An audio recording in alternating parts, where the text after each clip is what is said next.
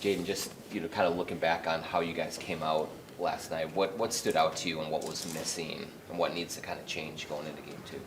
I'll say kind of started off a little slow, and then just I would say our energy kind of wasn't there as it was like the first couple games of the last round, and just being I would say being ready to play.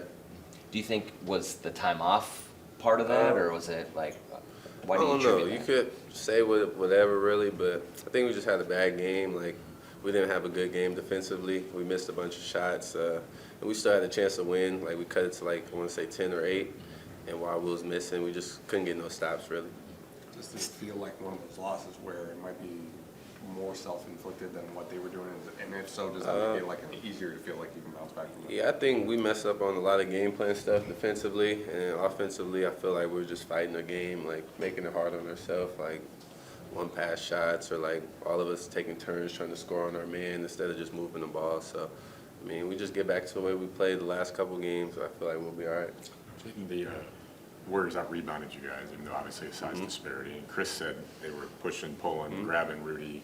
What did you think about sort of the play near the boards? I mean, they was playing harder than us, more physical. I mean, yeah, they was pushing and stuff, but if the refs don't call it, it's no foul. So, I mean, we just got to play through it and not worry about the refs and just go and play like it's us versus everyone.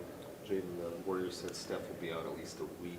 How does that change your preparation as a team? And for you, who guard Steph a lot, specifically, how does it maybe alter your mindset? I mean, we just try not to think about it. I know, like, when we play teams without their best player, we kind of struggle sometimes. So just, like, treating Buddy like Steph, not letting him have a game he did last game. And he's kind of been doing that the whole playoffs, so trying to just shut his water off. What are the things that you have to be on guard for? You mentioned, sometimes when teams aren't at full strength, you guys let your guard down. What do you have to maybe watch out for, whether it's before the game preparation, early in a game?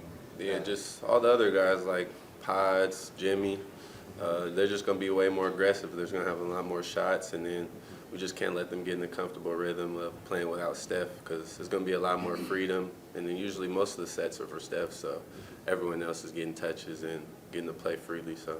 Chris said there was accountability all around in the film session. Just what stood out to you about that time as you guys reviewed the tape? No, we just got to take accountability. Like, for instances, like the rebounding numbers, like for myself, I wasn't like crashing all the time how he told me to, or even boxing out when my man was right next to me. So just knowing when you do wrong, just knowing that you got to get better.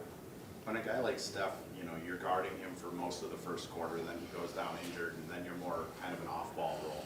How hard is it to kind of flip that role of I've prepared for Steph and now I'm doing something completely different mid-game? Well, for me, it's kind of easy, but just because, like, Buddy kind of does the same as Steph. He just shoots a lot of threes. I wouldn't say he's as good as Steph, but he's like Steph. I just kind of treat him how I guard Steph, just not giving him no space, just basically being his shadow. What did you see from Anthony, especially in the first half, in terms of was the light not on, as Chris Finch had said, or is it a matter of when he's passing you guys the ball and you're not making shots, it's a different sort of feel for him? I mean, it wasn't just Ant. I feel like we all struggle offensively. Like, I didn't make no threes. I don't know who else didn't make any threes. So, I mean, it's not all on Ant. I mean, we're his teammates. It's a team sport. So, I mean, he's the leader for sure. But I'll say it's on all of us. What do you want to see at the beginning of game two? Maybe see the guy from the whistle. So what do you want to see from the script to start game two? Just being physical and just coming out with a bunch of energy and being ready to play. I'll say, like, we wasn't as physical as we were the first round. I feel like the refs let us play physical, and that's when we're at our best. What's your role in kind of setting that physicality? Just being the presence, picking up full court, not letting people like cut through the paint easy without bumping them, just being physical, just letting them know that the feeling that's really. Thanks, Jaden. Thank you. Appreciate it.